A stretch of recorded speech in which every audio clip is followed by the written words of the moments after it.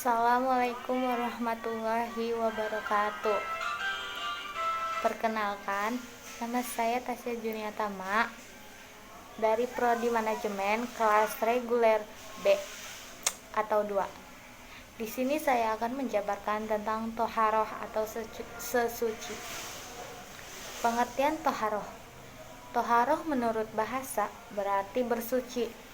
Menurut syara atau istilah adalah membersihkan diri, pakaian, tempat, dan benda-benda lain dari najis dan hadas menurut cara-cara yang ditentukan oleh syariat Islam. Toharoh atau bersuci adalah syarat wajib yang harus dilakukan dalam beberapa macam ibadah, seperti dalam Quran surat Al-Maidah ayat 6, yang artinya, "Hai orang-orang yang beriman, apabila kamu hendak mengerjakan sholat, maka basuhlah mukamu dan tanganmu sampai dengan siku, dan sapulah kepalamu, dan basuh kakimu sampai dengan kedua mata kaki. Dan jika kamu junub, maka mandilah. Dan jika kamu sakit atau dalam perjalanan atau kembali dari tempat buang air atau kakus atau menyentuh perempuan, lalu kamu tidak memperoleh air, maka bertayamumlah dengan tanah yang baik. Sapulah mukamu dan tanganmu dengan tanah itu. Allah tidak hendak menyulitkan kamu, tetapi Dia hendak membersihkan kamu dan menyempurnakan nikmat-Nya bagimu, supaya kamu bersyukur." Toharoh atau bersuci menurut pembagiannya dapat dibedakan menjadi 2 bagian, yaitu 1. Bersuci lahiriah. Beberapa contoh yang bersifat lahiriah adalah membersihkan diri, tempat tinggal dan lingkungan dari segala bentuk kotoran, hadas, dan najis. Membersihkan diri dari najis adalah membersihkan badan, pakaian, atau tempat yang didiami dari kotoran sampai hilang rasa, bau, dan warnanya. Quran surat Al-Mudassir ayat 4. 2. Bersuci batiniah. Bersuci batiniah adalah membersihkan jiwa dari kotoran batin yang berupa dosa dan perbuatan maksiat seperti iri, dengki, takabur, dan lain-lain. Cara membersihkannya dengan taubatan mushohah, yaitu memohon ampunan dan berjanji tidak akan mengulanginya lagi. Macam-macam alat toharoh. Allah selalu memudahkan hambanya dalam melakukan sesuatu. Untuk bersuci misalnya, kita tidak hanya bisa menggunakan air, tetapi kita juga bisa menggunakan tanah, batu, kayu, dan benda-benda padat lainnya yang suci untuk menggantikan air jika tidak ditemukan. Dalam bersuci menggunakan air, kita juga harus memperhatikan air yang boleh dan tidak boleh digunakan untuk bersuci. Macam-macam air. Air yang dapat digunakan adalah air mutlak, yaitu air yang suci dan mensucikan,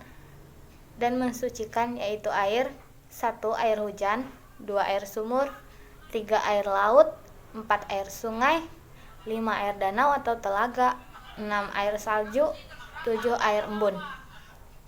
Quran surat Al-Anfal ayat 11, yang artinya, "Ingatlah ketika Allah menjadikan kamu mengantuk sebagai suatu penenteraman daripadanya, dan Allah menurunkan kepadamu hujan dari langit untuk mensucikan kamu dengan hujan itu dan menghilangkan dari kamu gangguan-gangguan setan, atau untuk menguatkan hatimu dan memperteguh dengannya telapak kakimu." Air yang suci tetapi tidak dapat mensucikan, yaitu air yang halal untuk diminum tapi tidak dapat digunakan untuk bersuci seperti air teh, kopi, sirup, air kelapa, dan lain-lain. Air musyamas yaitu air yang terjemur oleh matahari dalam bejana selain emas dan perak. Air ini makruh digunakan untuk bersuci. Air mustakmal yaitu air yang telah digunakan untuk bersuci. Air ini tidak boleh digunakan untuk bersuci walaupun tidak berubah rasa, bau, maupun warnanya. Air mutanajis yaitu air yang sudah terkena najis, baik yang sudah berubah rasa, warna, dan baunya maupun yang tidak berubah dalam jumlah yang sedikit, yaitu kurang dari 2 kullah atau 270 liter menurut ulama kontemporer. Cara-cara toharoh. Ada berbagai cara dalam bersuci, yaitu bersuci dengan air seperti berwudu dan mandi junub atau mandi wajib. Ada juga bersuci dengan menggunakan debu, tanah, yaitu dengan bertayamum, dan bisa juga menggunakan air, tanah, batu, kayu, atau tisu atau kertas. Itu masuk kategori kayu, yaitu dengan beristinja. Cara-cara toharoh menurut pembagian najisnya. 1. Najis ringan atau najis mukhafafah. Najis mukhafafah adalah najis yang berasal dari air kencing bayi laki-laki yang belum makan ataupun kecuali air susu ibu ataupun dari air susu ibunya ataupun kecuali air susu ibunya saja dan umurnya kurang dari 2 tahun. Cara membersihkannya ini cukup dengan memercikkan air ke bagian yang terkena najis. 2. Najis sedang atau najis mutawasitoh. Yang termasuk ke dalam golongan najis ini adalah kotoran, air kencing, dan sebagainya. Cara membersihkannya cukup dengan membasuh atau menyiramnya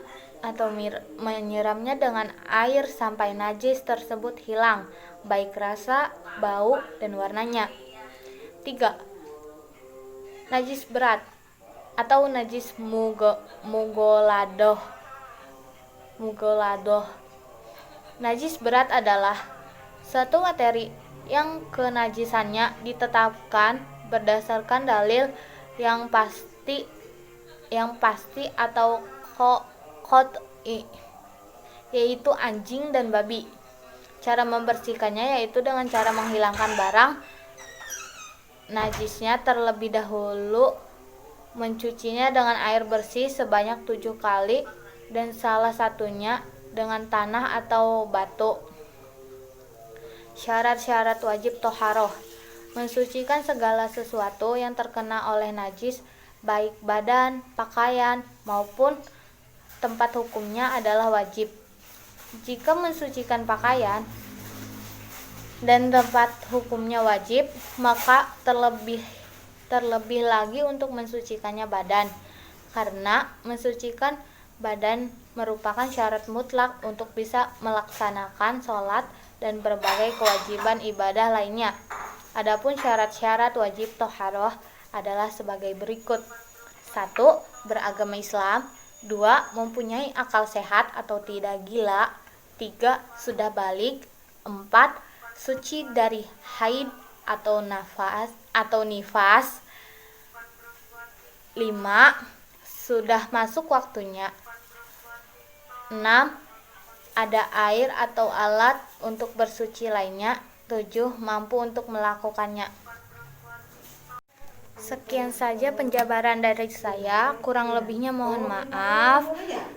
Kesalahan hanyalah datang dari saya dan kesempurnaan hanyalah datang dari Allah Subhanahu wa taala. Billahi taufiq wal hidayah. Wassalamualaikum warahmatullahi wabarakatuh.